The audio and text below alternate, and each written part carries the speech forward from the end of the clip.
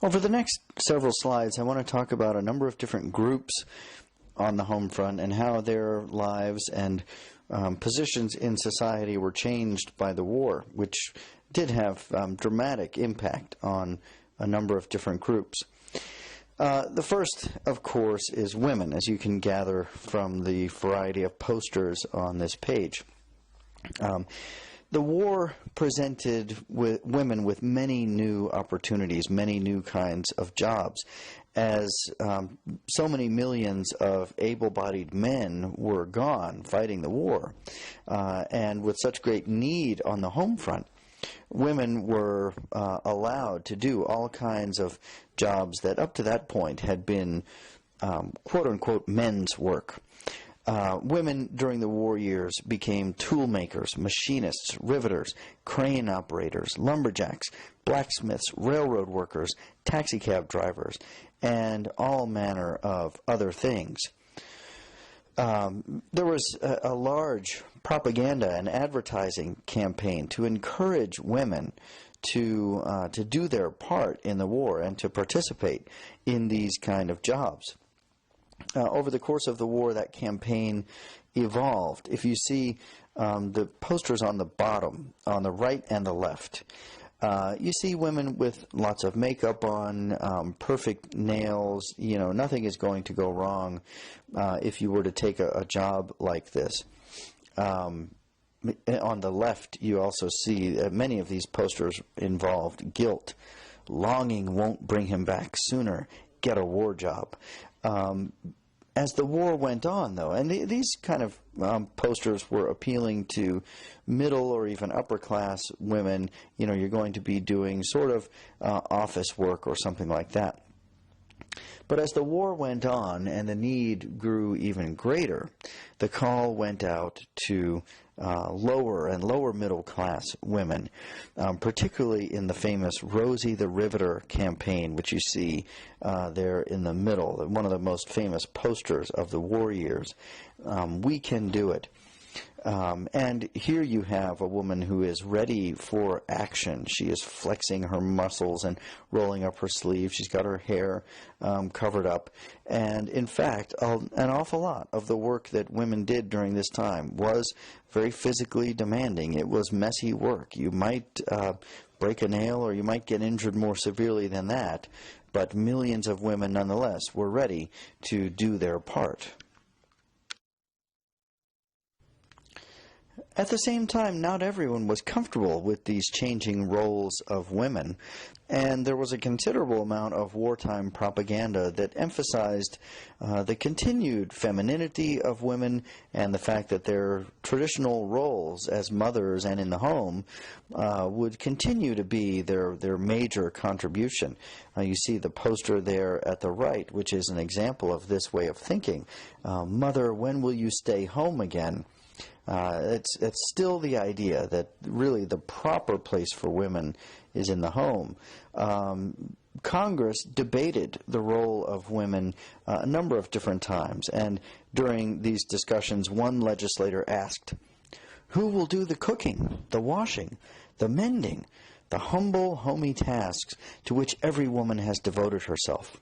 Who will rear and nurture the children?" And so there is concern about these changing roles for women. And yet at the same time, more than 200,000 women volunteered to serve in the military itself. Each of the branches of the military had its female component. Most famous, perhaps, the WACs and the WAVEs, the Women's Army Corps, and women accepted for volunteer emergency service. These were the Army and Navy female branches. There were also women in the Marines and the Coast Guard and elsewhere. Most of them were involved in activity sort of well removed from the front lines. They were engaged in communication, typing and answering letters, but others of them served as nurses and were much closer to the action itself.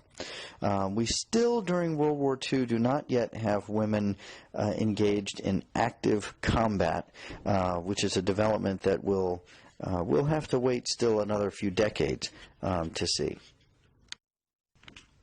Let's think about some of the changing roles for African Americans as well during the war. Fighting a war against Nazism and its racist ideologies forced many Americans to examine prejudice on the home front. Blacks as well sensed the irony here and pushed for greater equality during the war years. You see that reflected in the sign that this gentleman is carrying. If Negro men can carry guns for Uncle Sam, surely they can drive milk wagons for Bowman Dairy.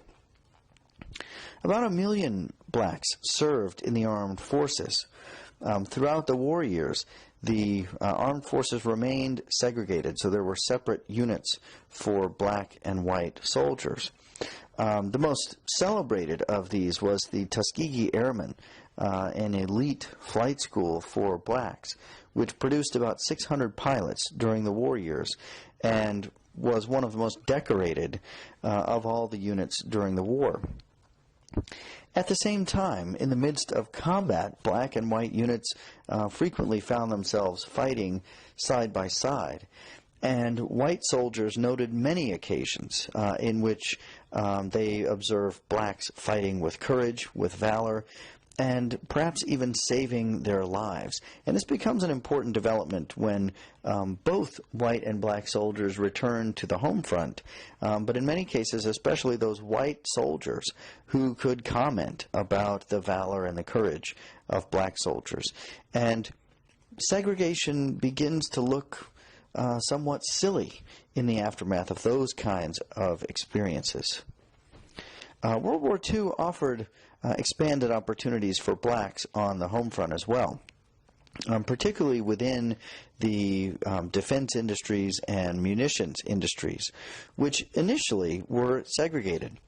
But in 1941, one of the leading black activists, and he was actually the head of the Brotherhood of Sleeping Car Porters, which was a large union among black workers, A. Philip Randolph, organized a march on Washington to protest against racial discrimination in the defense industries.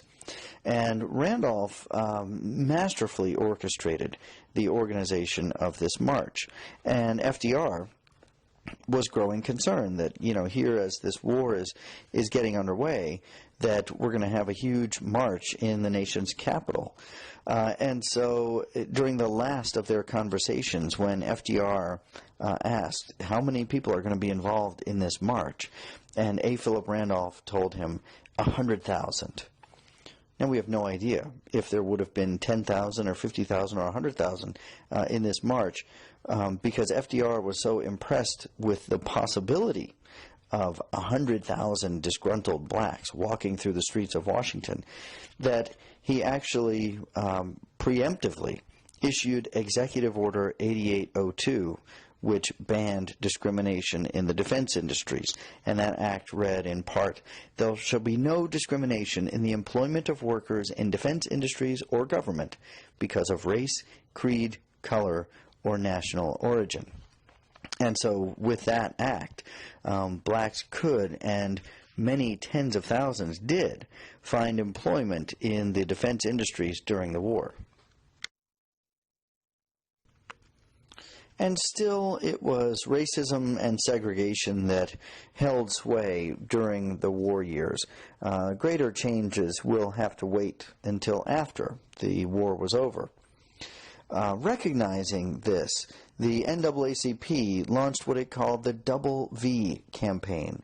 You see the emblem there on the left side of the screen, the W.E.B. Double victory. Democracy at home and abroad. And so this was playing on that irony of the fact that we were fighting a war essentially against racism. We're fighting against the Nazis, and yet we're maintaining racism and segregation at home. And yet still, this victory over discrimination would have to wait until after the war years. In one famous or notorious incident, Lloyd Brown, a black soldier stationed in Kansas, was denied entry to a restaurant that was serving white German prisoners of war at the counter.